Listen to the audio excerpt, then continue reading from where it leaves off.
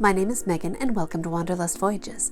We are here to tell you all about Morocco, from the cities to the culture to the cuisine. If you'd like to learn more about Morocco, please be sure to like this video and subscribe, hitting the notification bell so that you are notified of all our future uploads.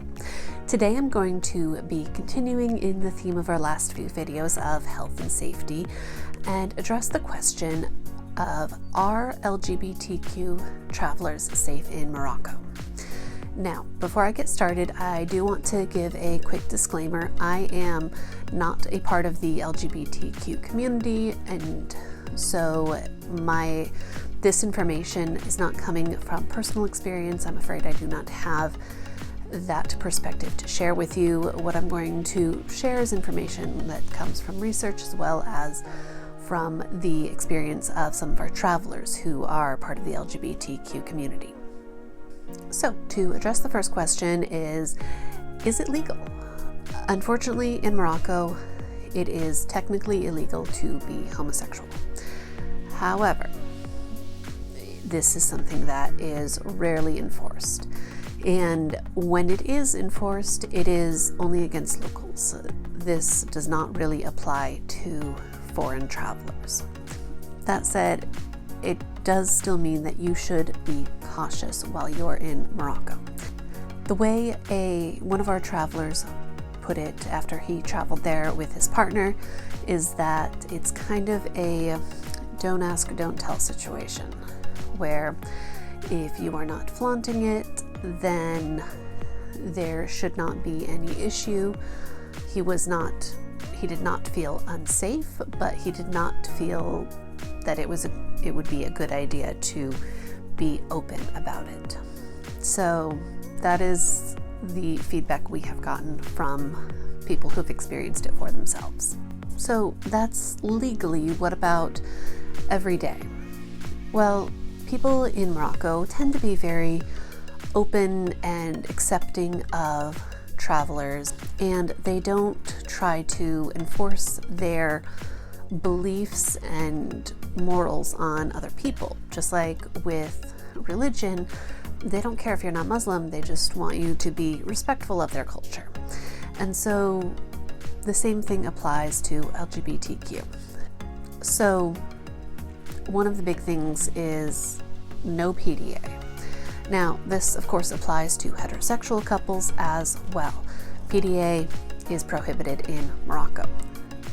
However, if you are part of the LGBTQ community, this also does extend to places where rules may be a little bit more lax for heterosexual couples, such as in a nightclub or something like that. So you do still want to be cautious, especially because if you are in a nightclub, people are drinking, that can be a recipe for disaster in some cases. So it's best to be cautious and still try to avoid PDA. That is not to say that you have to stay distanced from your partner, because in Morocco there is a lot more platonic physical contact between members of the same sex. Because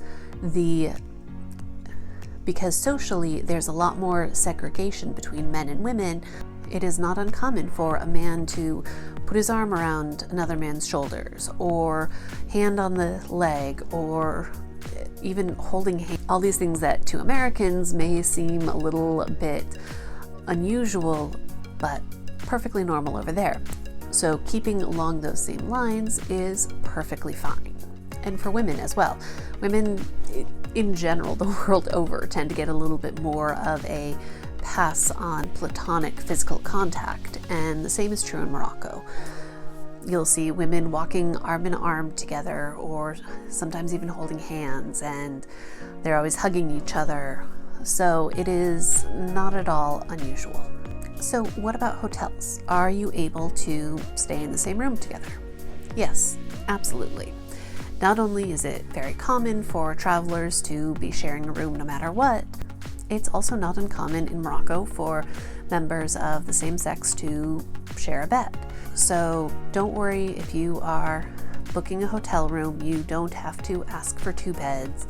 We've even had some travelers who they really despise twin beds, and even though they are friends or siblings or something like that, they're like, no, I'd rather share a king bed than have a solo twin size bed. So nobody bats an eyelash at any of that. Also, in hotels, especially ones in larger cities, the staff are used to all sorts of different people who have all sorts of different customs and cultures and everything, and they are not likely to care at all. So this isn't to say that you are not going to face any sort of backlash or anything, just that it's not going to be very overt. Your risk of harassment or assault for that reason is likely to be very low. Of course, always be cautious when you are out at night in places that are not heavily populated, when people are drinking.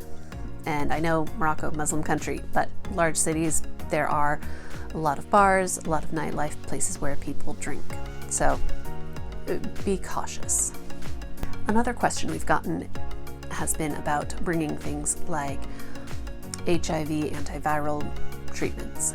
And as I mentioned in my health video, that is totally fine. There's no banned lists of substances. You will not be banned from the country for bringing your medication with you. Another question is about the local gay scene in Morocco. Because it is not commonly accepted amongst the locals, there are not going to be a lot of gay-friendly spaces for people to go and hang out at. You might be able to find one or two in Tangier and Marrakesh, where there are a lot more people, a lot of expats from various European countries, and you're going to find a little bit more acceptance there. However, always be cautious. Again, because it is technically illegal, and places like that can either be very secretive or also be targeted. Also, there's a lot of people who like to utilize dating apps while they're traveling. While Morocco does have a local app for gay men, we definitely discourage utilizing that because it is something that unfortunately people have created fake profiles in order to harass and target and out other users of the app. So again, it's better to be safe and not to utilize that. So what if you are transgender or gender fluid or gender non-conforming or non-binary? What do you need to be aware of? Well, first of all, the local statutes against homosexuality do not actually address gender identity. So technically that is not illegal. However, it is often viewed in the same way. It is something that a lot of locals may not care about, but it may draw more attention to people based on how they are presenting. And this may be more just curiosity or just as something that they're not used to seeing. It is not likely to result in additional harassment. Of course, there's other reasons you may be harassed by people who are trying to get you to buy things. If you are presenting as a woman, unfortunately, there's likely to be some form of sexual harassment if you are out by yourself. But simply by being transgendered or non-binary or any of the other gender fluid, it's not likely to be for that reason.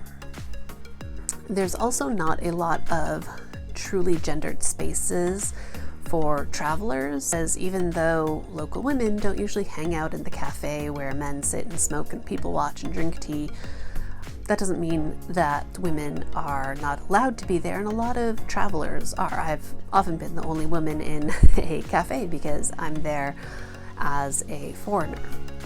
So you're not going to run into many gendered areas outside of bathrooms, and a lot of them in Morocco are single stall. Otherwise, in like the airport, of course, just use whichever one that matches the gender that you present as. With regard to clothing, I addressed in my clothing video about how men and women should dress. If you are non-binary or gender fluid, we do recommend avoiding clothing that is gendered in a way that does not match our outward appearance.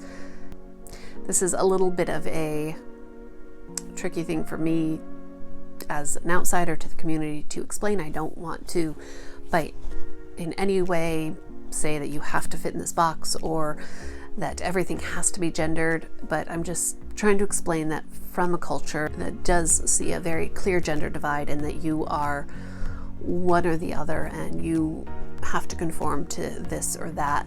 Just try to not go directly against that norm. So as a whole, understand that Morocco does still have a patriarchal society. There are distinct expectations for men and women, and people who don't conform to that often face repercussions, but that is within the culture. So as long as you are being respectful of their culture, they have no problem. They have no problem with you not adhering to their same values and mores. So overall, yes, people of the LGBTQ community are going to be safe traveling in Morocco, but always there is going to be an extra level of vigilance required. Not going to unpopulated places, wandering by yourself at night, things of that nature. And of course, avoiding public displays of affection. Don't worry about the hotel knowing or your driver. A lot of drivers actually have had such positive experiences with LGBTQ clients because as a whole, they tend to be more laid back and easygoing and kind, and for the most part, the LGBTQ community are not the type of people who are going to a country looking for reasons to be dissatisfied. So they like to work with you. I hope that covers everything. If I've missed anything, please leave it in the comments below. I'm happy to address it. And if you have any other questions about travel to Morocco, again, leave that below as well, and I will address it in a video. Thank you so much for joining us, and be sure to come back for our next video, which will be another cooking video. This time I'm going to finally get away from some of the sweets and breads and make rafissa, one of my favorite Moroccan dishes. So we will see you then, and I hope to see you in Morocco someday.